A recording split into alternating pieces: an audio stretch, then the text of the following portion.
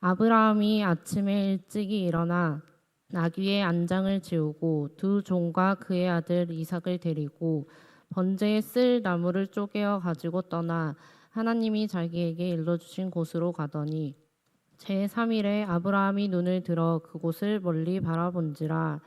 이에 아브라함이 종들에게 이르되 너희는 나귀와 함께 여기서 기다리라.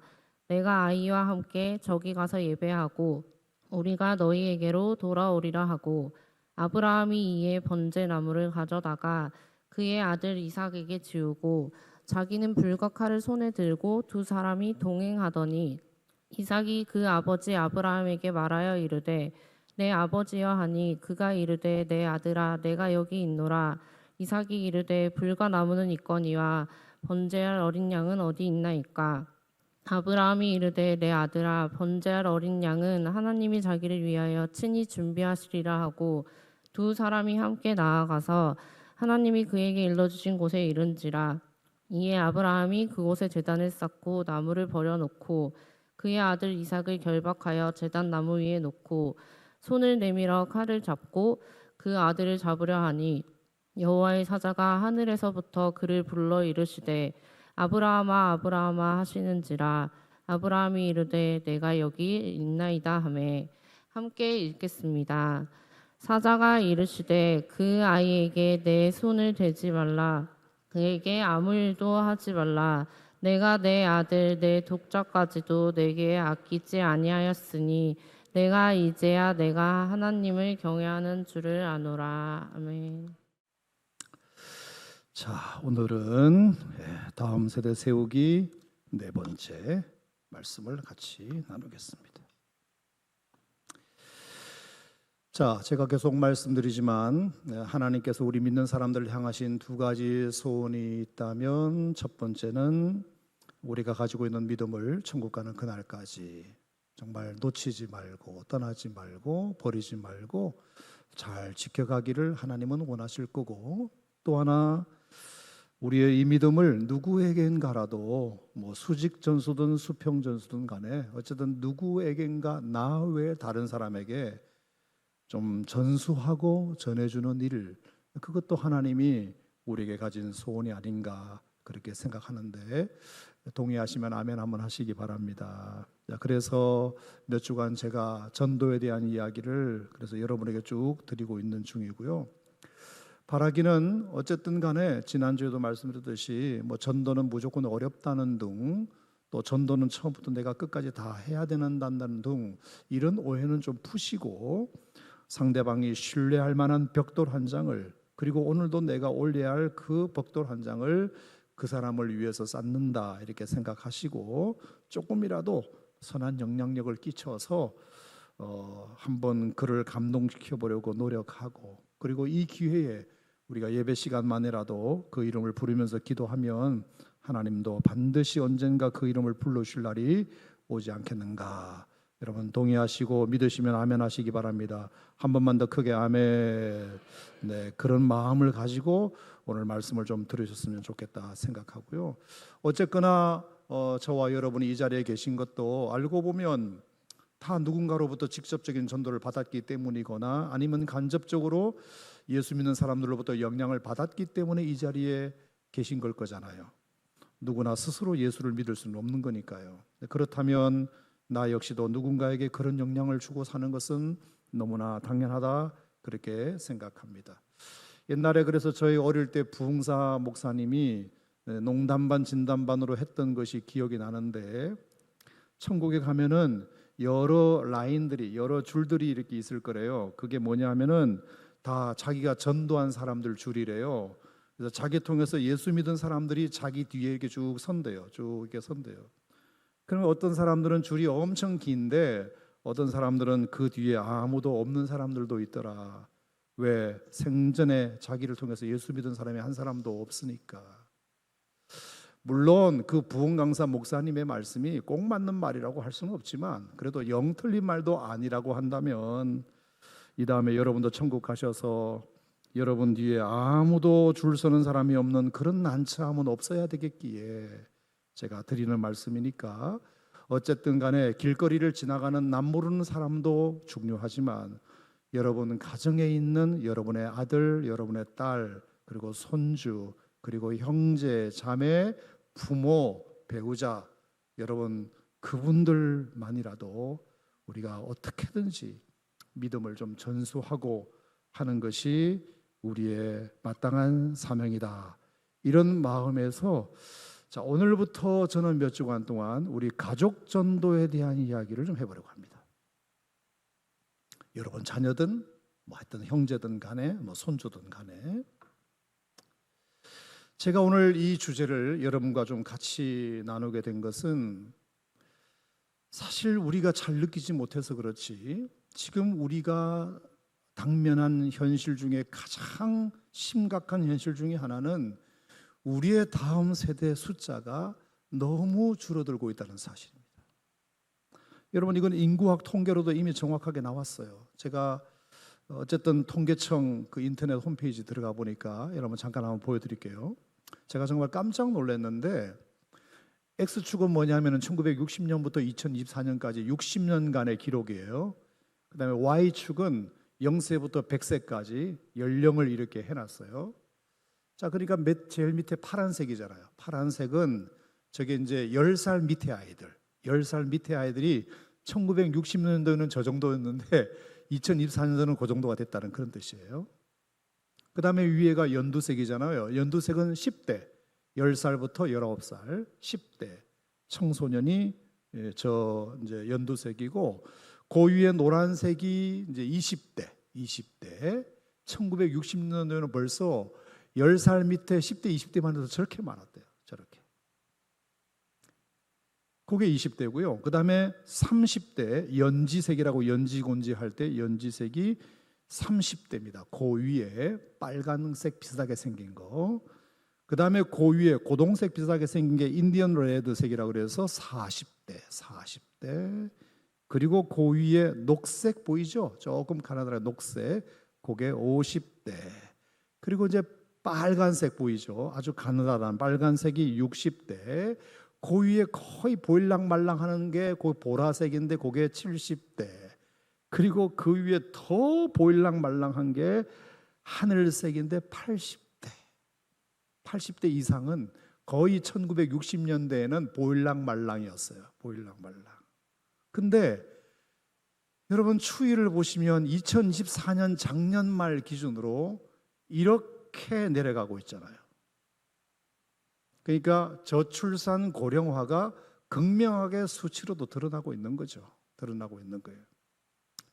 자, 이렇게 점점 더 하얀 곡선을 그리고 있는 인구학 통계는 그렇다 치더라도 제가 말씀드리고 싶은 것은 우리 기독교 교회 안의 인구 비율이에요. 자, 그 다음 통계를 한번 보여드려요. 교회 안의 인구 통계를 한번 보여드리면 2017년도 얼마 전이에요. 2017년도만 해도 교회 내에 20대 이하가 17% 빨간색. 그러니까 성도가 총 100명이면은 83명이 어른이고 17명은 20대 이하였다 그런 뜻이에요. 근데 2023년도에 불과 몇 년 지나지 않아서 77%가 6%로 줄었어요. 여러분 이건 뭐죠? 저출산 고령화의 영향으로 대한민국의 인구 비율은 점점 숫자가 천천히 젊은 사람들이 줄어가지만 교회 내는 급속도로 줄어간다는 방증입니다. 지금은 2025년도잖아요. 자, 그 다음 표를 한번 보시면 그 다음 표 성인 기독교 분표율이 15%인데 청소년 기독교 분표율은 3.8%로 줄었어요. 17%가 6%로 줄었더니 이제 그 6%가 4%도 안 되는 상황이 되었어요. 자, 선교학계에서는 2% 미만을 미전도 종족이라 그렇게 부르거든요. 그러니까 뭐잖아 우리 청소년들은 이제 미전도 종족으로 불릴 가능성이 매우 농후해졌다. 자, 도표 내리시고 제가 그래서 한번 생각해 봤어요. 저의 경험도 제가 어릴 때나 아니면 35년 전에 제가 청소년 전도사를 막 시작할 때를 이렇게 생각을 해보면 정말로 그때는 유초등부, 중고등부가 교회 안에 버글버글했어요. 버글버글했어요. 여러분도 그러셨나요? 제가 중고등부 시절, 전도사 시절에는 심지어 우리 어른 성도의 절반이 중고등부였어요. 제가 가르칠 때 그렇게 중고등부가 많았어요, 교회 안에. 근데 지금은 우리 오산 침례교회를 기준으로 지난주, 지지난주 한 달 정도 제가 통계 평균치를 내봤거든요. 우리 어른 성도의 5분의 1이 지금 초등학교 이하 숫자고요. 10분의 1이 청소년부 예배 숫자고요. 15분의 1이 청년부 예배 숫자예요. 왜 이렇게 되어버렸을까? 교육교재 부재 탓일까? 교사의 문제일까? 교회 시설이 노후해서일까? 교회가 재정을 교육부서에 빵빵하게 안 줘서일까? 물론 그런 문제도 없지는 않겠지만 그 어떤 이유들보다 2배로 높은 원인이 있어요. 자, 보여드리겠습니다. 제일 왼쪽에 있는 것이 가장 지금 심각한 문제인데, 제일 오른쪽에 뭐 교육 교재도 중요하고 교사 교육도 중요하고 그리고 뭐 또 교회 시설도 중요하고 교회 재정 투자도 중요하지만 가장 지금 안 되는 게 부모의 신앙 교육이다. 이렇게 돼 있어요. 통계로 나왔어요. 그러니까 집에서 부모가 전혀 신앙적인 대화를 아이들과 나누지 않거나, 그리고 우리 자녀들이 우리 부모의 신앙을 보고 신앙적인 도전을 전혀 못 받고 있다는 뜻입니다.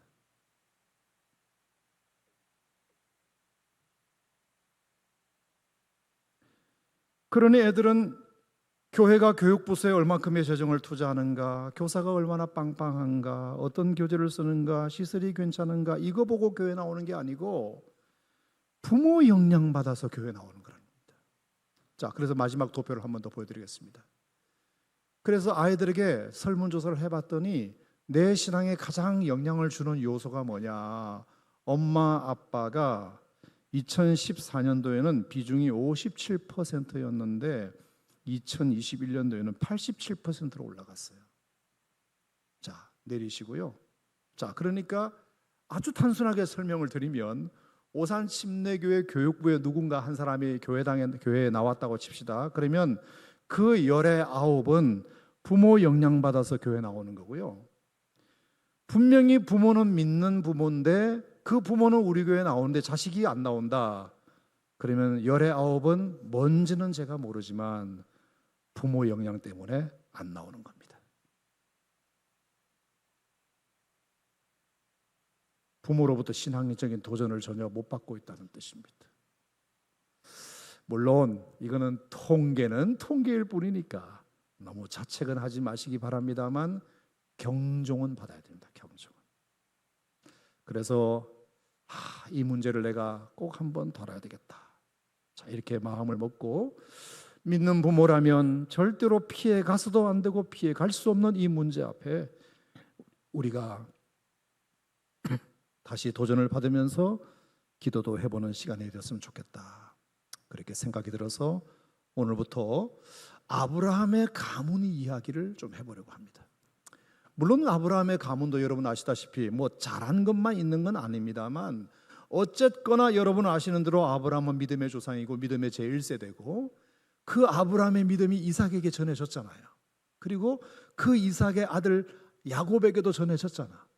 그리고 그 야곱의 아들 요셉과 그 형제들에게도 전해졌고, 그리고 그 요셉의 아들 때에도 믿음이 전해져서 나중에는 예수님까지 이어진 것을 우리가 믿는다면 다른 건 못해도 신앙교육은 잘한 것 같다. 그럼 우리가 배울 게 있겠죠. 그래서 오늘은 아브라함이 이삭을 어떻게 교육시켰는지를 배우고, 다음 주에는 이삭이 야곱을 어떻게 교육시켰는지를 배우고, 그 다음에는 야곱이 또 요셉과 그 형제를 어떻게 교육시켰는지 배우고, 이런 식으로 한 4-5번을 여러분과 같이 말씀을 좀 나눠보겠는데 여러분들에게 도전되셨으면 좋겠습니다. 자, 오늘은 아브라함의 이야기인데요. 자, 결론부터 말씀드리면 참 이 아브라함이 다른 건 몰라도 이삭을 향한 신앙교육은 참 잘 시켰다. 그 증거가 오늘 창세기 22장이에요. 얼마나 신앙교육을 잘 시켰으면은 아브라함이 이삭을 산 제물로 바치겠다는데도 이삭이 가만히 있잖아요. 아버지 알았습니다 이러잖아요. 어떻게 이럴 수 있을까? 어떻게? 하나님은 세상에 그 귀한 아들을 어떻게 생짜로 제물로 바치라고 하시나? 양이나 소들이 있을 텐데 하나님이야 그렇다 치고 도대체 아브라함은 뭔 정신으로 그 말을 순종했나? 100세에 낳은 아들 벌써 한 25년이나 키웠는데 아깝지도 않은가? 그게 부모로서 할 도리인가? 아무리 하나님이 그러시다 하더라도 하나님이 왜 나한테 그런 명령을 내리시냐고 한번 좀 대들기라도 했어야 되는 것 아닌가? 게다가 여러분 오늘 1절 말씀해 보시면 하나님이 아브라함을 시험하시려고 그러셨대요. 시험하시려고. 아니 세상에 시험할 게 없어서 그래 아들을 제물로 바치는 시험을 합니까? 여러분도 들으셨겠지만 지난 몇 주간 우리 교회에서는 그 목자분들을 대상으로 성경 공부를 좀 했거든요. 몇 주간 끝나고 났는데요. 다들 참 좋으셨대요. 목사님 너무 강의가 좋았고 재밌었고 유익하고 신앙에 도움이 됐대요. 시험만 아니었다면 이렇게 이제 얘기를 하시는 거예요. 제가 기말고사를 쳤거든요. 기말고사를 쳤더니 친다고 했더니 세상에 경기를 다 일으키고 그리고 뭔 놈의 교회에서 시험이냐 그러고 시험 없는 인생은 아무도 없는데 말이죠. 어디가 시험 없는 인생이 있나요? 다 고등학교 졸업해서 대학 가려면 시험 쳐야 되고 대학에서 대학원 가려도 시험 쳐야 되고 그래야 업그레이드가 되는데 어디 회사에 취직하려고 그래도 시험 쳐야 되고 자격증이나 딸리면 시험 쳐야 되고 그래야 사람이 성장하는데 시험은 싫대. 그걸 통과해야 성장을 하는데. 아무튼 또 2절도 보시면 하나님이 너의 사랑하는 독자 이삭이라고까지 하셨잖아요. 너의 사랑하는 독자 이삭. 눈에 넣어도 아프지 않을 아들이라고 하는 걸 하나님이 다 아시면서도 그 아들 바쳐. 여러분 세상에 이런 무지막지한 명령이 어디 있나요? 그런데도 아브라함은 그 말씀을 듣자마자 3절 말씀 보면 참 감동적인 구절이 그거예요. 아침에 일찍이 일어나 이렇게 돼 있어요. 하나님 잠깐만요. 한 사흘만 말미를 주세요. 제가 고민 좀 해보고요. 이렇게 하지 않고 아침에 일찍 일어나 출발해 버려요. 마음 주셨을 때 바로 하는 것이 신앙생활에 도움이 된다는 것을 아브라함이 알았거든요.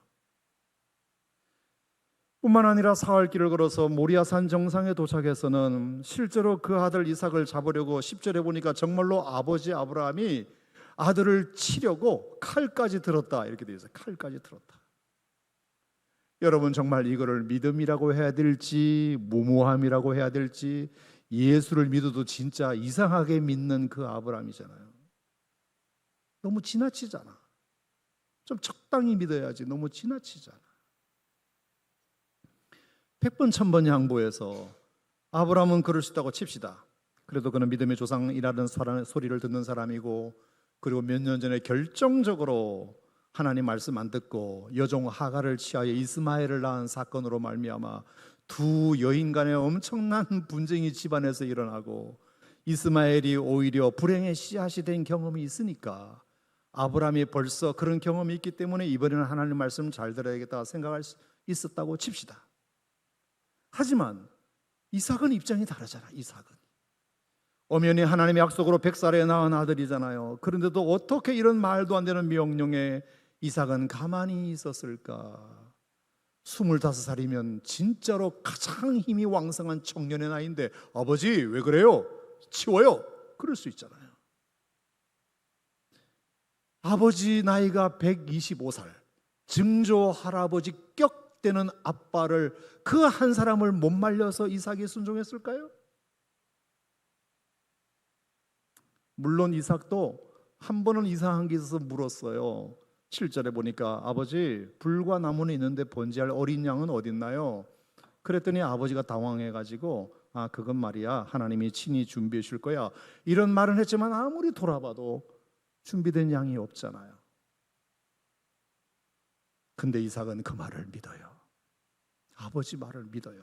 자기 눈에 보이는 게 없어도 아버지 말이니까 믿어요. 비결이 뭘까? 도대체 아브라함은 자식 교육을 어떻게 시켰길래 이렇게 칼을 들고 자기를 잡겠다는데도 가만히 25살 청년이 있을 수 있었을까? 도대체 아브라함은 어떻게 자식 교육을 시켰길래? 제가 두 가지를 묵상했어요. 첫 번째는 그건 아브라함의 진심이에요. 진심. 따라합시다. 리더십은 진심에서 나옵니다. 자, 어떻게 동의가 되시나요? 진심에서 나온다는 거. 말하자면 이삭은 자기 아버지가 평소에도 이 하나님께 예배하는 것만큼은 얼마나 진심이었는지를 보아서 알고 있었다는 겁니다.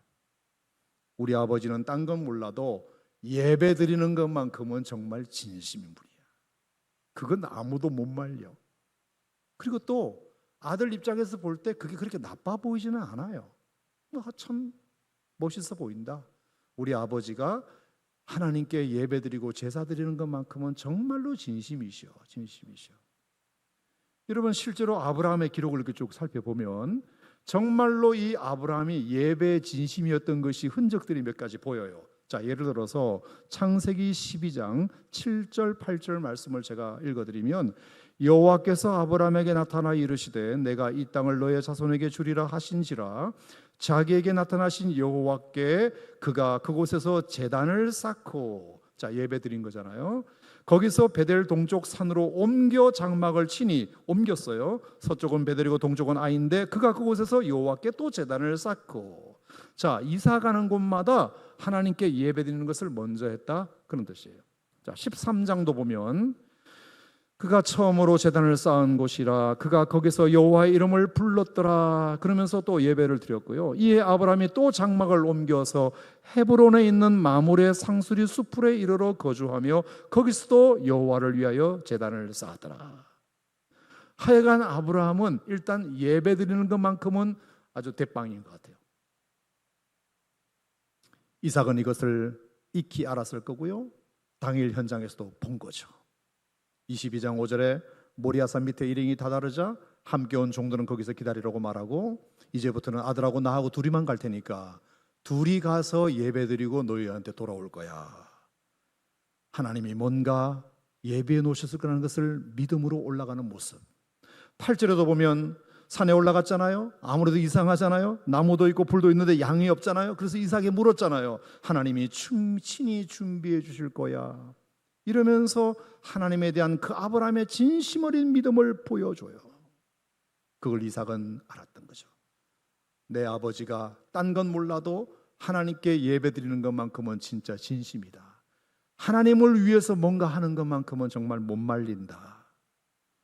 우리 아버지가 이토록 이것에 진심이라면, 웬만하면 그게 나빠 보이지 않는다면, 나도 힘들지만 이해 안 되지만 바쁘지만 나도 아버지가 하는 일에 함께 해야 되겠구나 라는 믿음을 갖는 것은 자식으로서 너무나 당연한 도리잖아요. 예컨대 아버지가 축구를 워낙 좋아한다고 칩시다. 아들이 보니까 축구를 우리 아버지가 너무 잘하고 좋아하고 그리고 그게 나빠 보이지가 않아. 그러면 아들도 축구장에 따라 나가게 되어 있어요.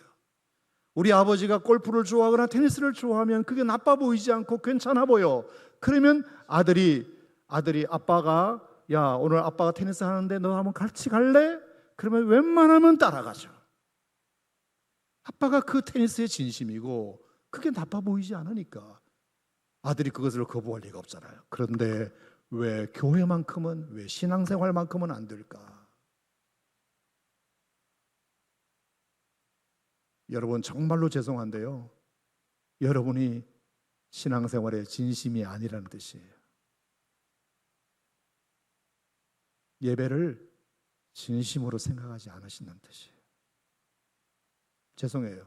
제가 너무 그렇게 과하게 평가해서 죄송한데 한번 생각해 보세요. 그게 좋아 보여야 돼요.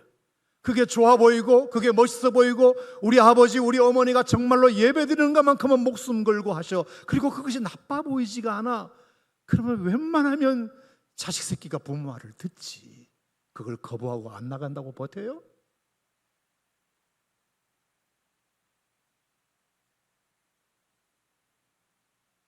한번 따라합시다. 우리부터 예배에 진심이어야 합니다. 아멘. 한번 해보시기 바랍니다. 여러분, 그게 시작입니다. 그게 시작이에요. 또 하나 아브라함이 이렇게 이삭의 신앙을 잘 이끈 것이 있다면 저는 사랑이라고 생각해요. 사랑이 또 하나의 중요한 리더십이잖아요. 어쨌거나 사람은 자기 사랑해주는 사람 말을 듣게 되어 있어요. 자기 좋다는 사람 따라가게 되어 있어요. 나를 사랑해주는 사람 말을 듣게 되어 있지. 여러분, 아브라함의 아들 사랑이 얼마나 지극했는지를 증명해보는 좋은 글자가 하나 있어요. 그게 2절에 보면 여호와께서 이르시되 너의 아들 네 사랑하는 독자 이삭, 이렇게 되어 있어요. 자, 여러분, 성경을 읽어보시면 아시겠지만 사랑이라는 글자는 정말 인류가 개발한 가장 아름다운 언어잖아요. 우리가 쓰는 가장 아름다운 언어가 사랑이라는 단어잖아요. 그런데 이거 인류가 만든 글자가 아니고요, 하나님이 먼저 선포하신 글자예요. 분명히 보세요. 네가 사랑하는 아들 독자 이삭이라고 성경에 의하면 하나님이 먼저 사랑이라는 단어를 이 땅에서 꺼내셨어요.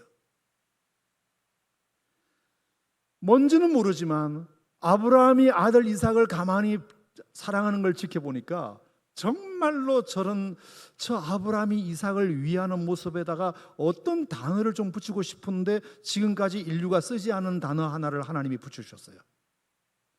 야, 네가 정말 아들 위하는 거 보니까 내가 그거 사랑이라고 명명해야 되겠다. 여러분, 재밌는 것은 아담과 하와가 아무리 그렇게 사랑을 했어도 하나님이 사랑이라는 단어를 붙이지 않았어요.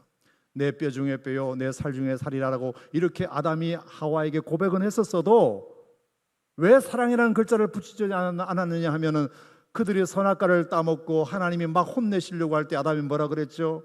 하나님, 그 내 잘못이 아니고요, 저 여자가 나한테 먹으라고 그래서 먹은 겁니다 라고 핑계대는 모습을 보고 얘는 사랑이 아니다 이렇게 판단하신 거예요. 사랑이라는 말을 붙여주시려고 하셨다가 하나님이 접으셨어요. 그리고 아브라함이 이삭을 사랑하는 모습을 보고 야, 참 감동이다. 내가 없는 단어 하나 만들어 줄게. 네가 아브라함이 이삭을 위하는 그 모습이 사랑인 것 같다. 아닌 게 아니라 하나님은 이렇게 자신이 아브라함에게 직접 붙이신 이 사랑이라는 단어를 요한복음 3장 16절 하나님이 인류를 향하여 하신 마음도 그렇게 쓰세요.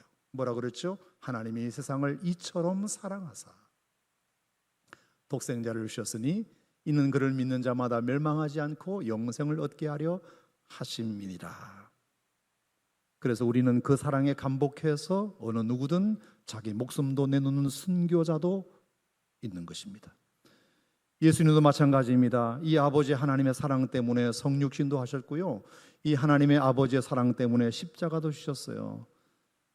그 이유가 뭘까요? 마태복음 3장 17절에 의하면 예수님께서 요단강에서 침례받고 올라오실 때 하늘에서 비둘기 같은 성령이 임하셔서 하늘에서 소리가 있기를 뭐라고 말씀하셨느냐? 따라합시다. 이는 내 사랑하는 아들이요 내가 기뻐하는 자다. 아멘. 예수님께서 하나님 아버지의 사랑을 표현하셨어요. 예수님께. 그뿐입니까? 요한복음 3장 35절에 보면 아버지께서 아들을 사랑하사 만물을 다 그의 손에 주셨다. 요한복음 5장 20절에도 보면 아버지께서 아들을 사랑하사 자기가 행하는 것을 아들에게 보이셨다. 요한복음 10장 17절에 보면 내가 내 목숨을 버리는 것은 내가 다시 얻기 위함이니 이로 말미암아 아버지께서 나를 사랑하시느니라. 여러분, 그래서 제가 역설적인 정의 하나를 내려보겠습니다. 역설적인 정의. 그게 뭐냐? 사랑한다면서 왜 나한테 고난을 줍니까? 사랑한다면서 왜 내 목숨 빼앗아가려고 합니까가 아니라 그만큼 사랑받았으니까 제 목숨도 드리겠습니다가 진짜예요. 이런 수준 높은 이야기가 좀 이해가 되셔야 되는데 왜 나 사랑한다면서 이렇게 실패하게 하십니까? 왜 나를 사랑하신다면서 질병을 주십니까?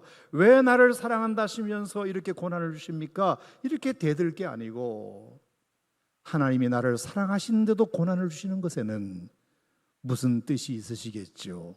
이것도 또 하나의 사랑의 표현이시겠죠? 이렇게 해석해야 그게 맞아요. 어떻게 아멘 한번 해보셨으면 좋겠는데.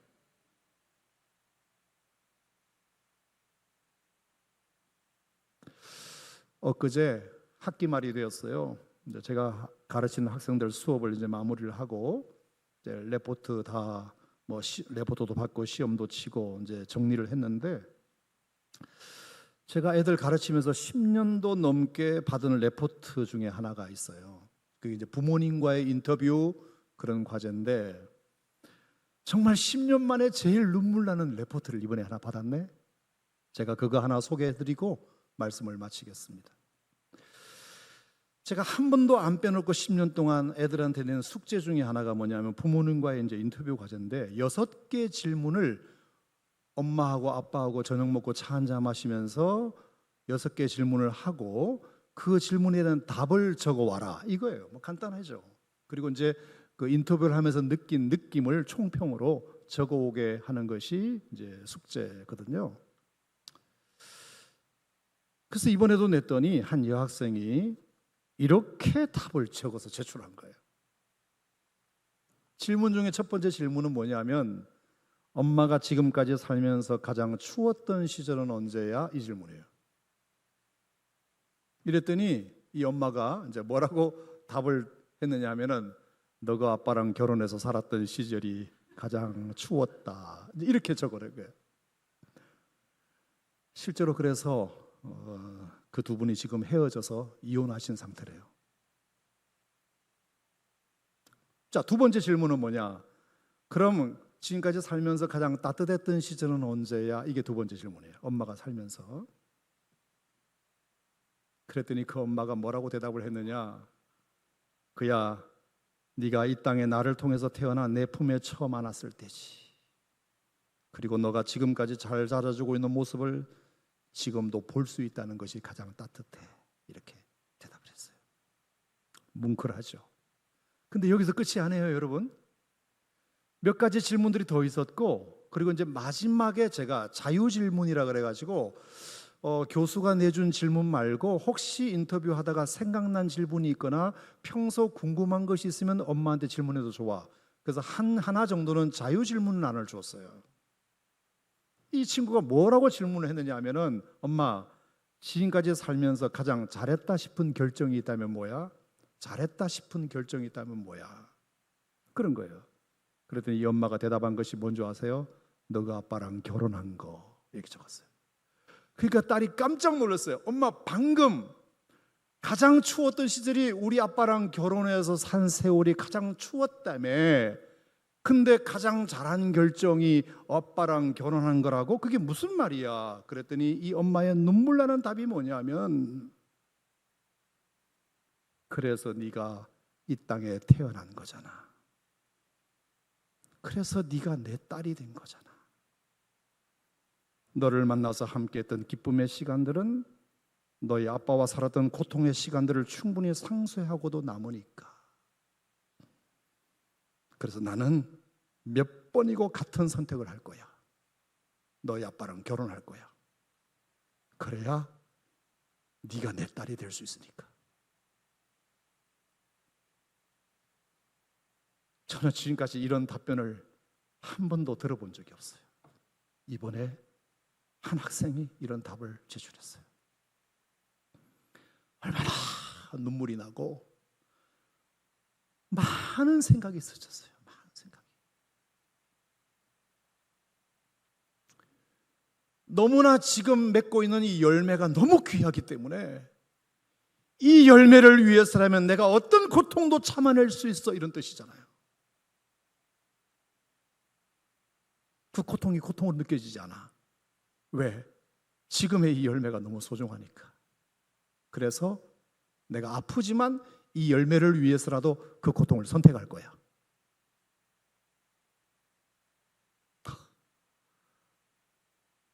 아우.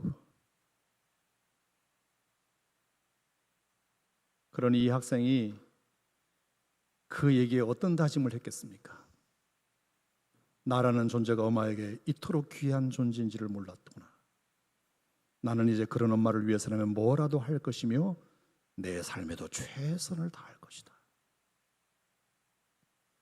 그 친구 A 학점 줄 거고요.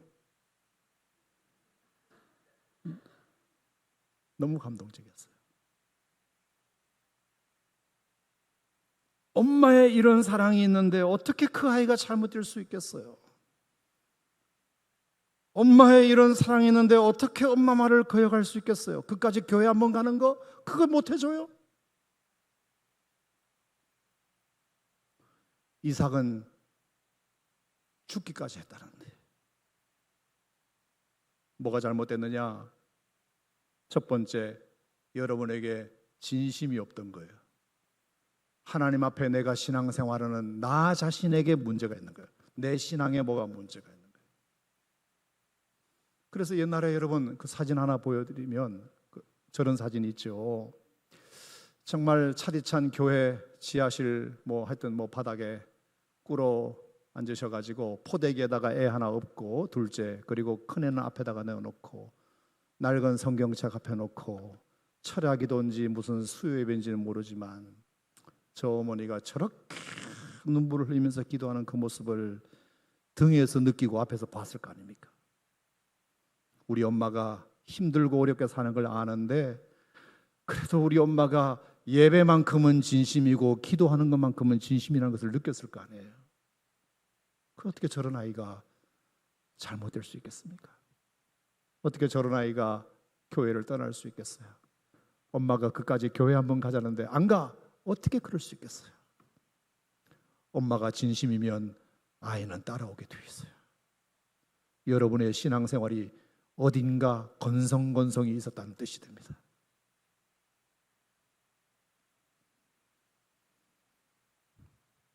여러분, 정말 우리가 하나님의 사랑으로 자식을 사랑한다면 학원비 대주고 옷 사주고 외식 시켜주고 이런 사랑 말고, 그런 거 말고 정말로 하나님의 사랑으로 여러분 성경을 통해서 배워보세요. 이게 정말 하나님의 사랑이구나. 이게 정말 하나님의 사랑이구나. 성경에 도처에 깔려 있으니까 그 하나님의 사랑을 여러분 배워보시고, 하나님이 아브라함의 이삭 사랑을 보고 하나님 자신의 단어, 숨겨놓으신 단어를 꺼내시면서 그게 사랑이구나, 인류 역사에 최초로 사랑이라는 단어를 하나님의 입에서 선포하셨듯이 아브라함에게서 뭔가 하나님의 사랑을 발견했기 때문이잖아요. 우리가 하나님의 사랑으로 자식을 사랑하면 그 사랑에 녹지 않을 자식이 없고, 우리가 하나님 앞에 진심으로 예배하고 신앙생활하면 그 진심을 몰라줄 자식이 어디 없겠고. 그래서 오늘 첫 번째 아브라함을 통한 신앙의 레슨은 뭐냐? 부모부터가 예배의 신앙의 진심이 되는 것이다. 자식들이 다 아는 것, 안 보는 것 같아도 본다. 그리고 결국은 돌아온다. 지금 당장은 효과가 없어 보여도 나중에 이 아이가 먼 훗날 반드시 인간은 어떤 때가 오는지 아십니까? 진심에 목마를 때가 옵니다.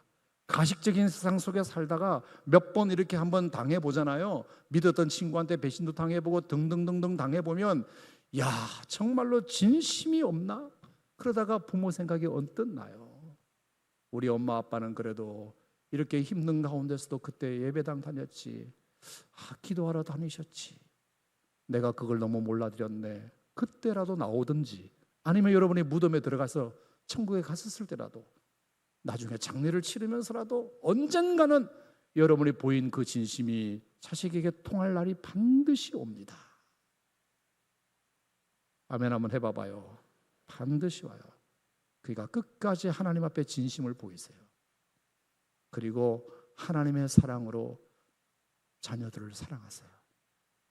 그러면 그 사랑에 넘어지지 않을 사람은, 사랑에 녹지 않을 인간은 없으니까.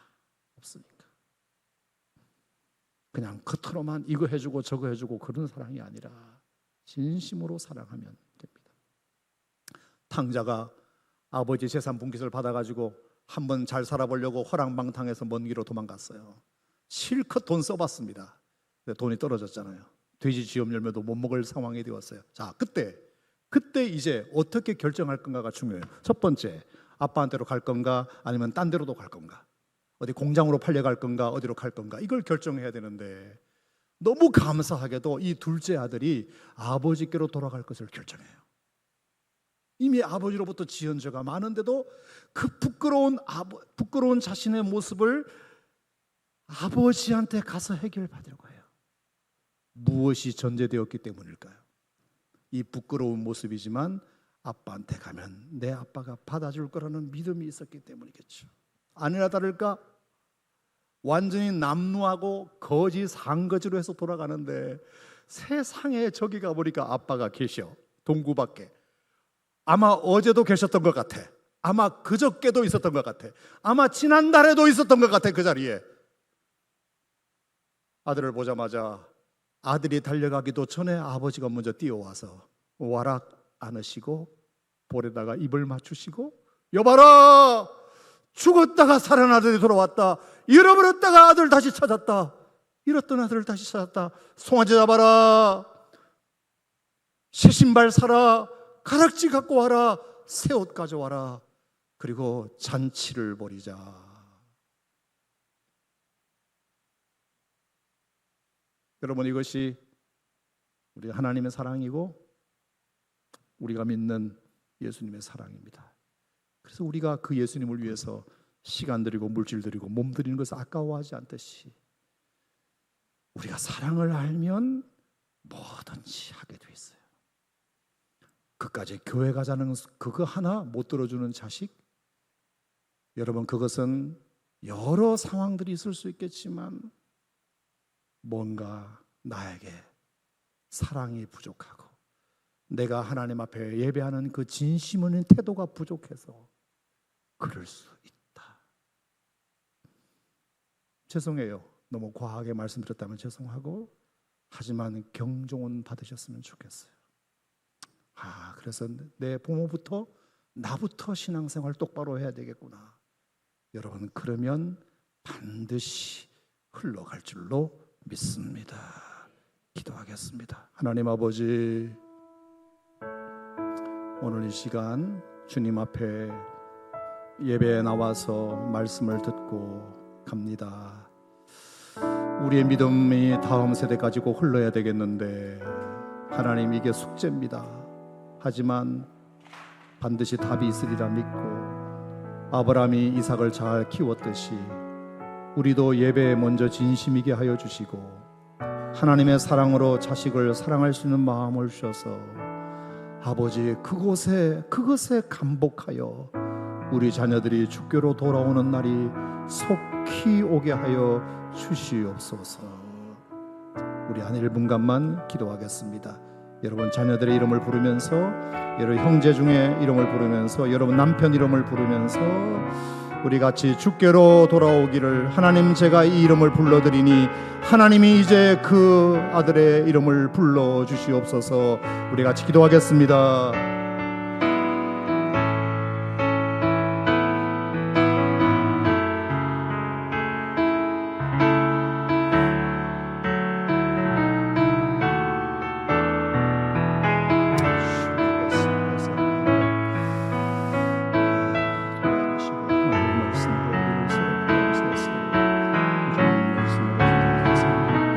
눈물로 하나님 앞에 기도하는 우리의 간구에 귀를 기울이시고 반드시 은혜가 있게 하여 주시옵소서. 예수님 이름으로 기도하옵나이다.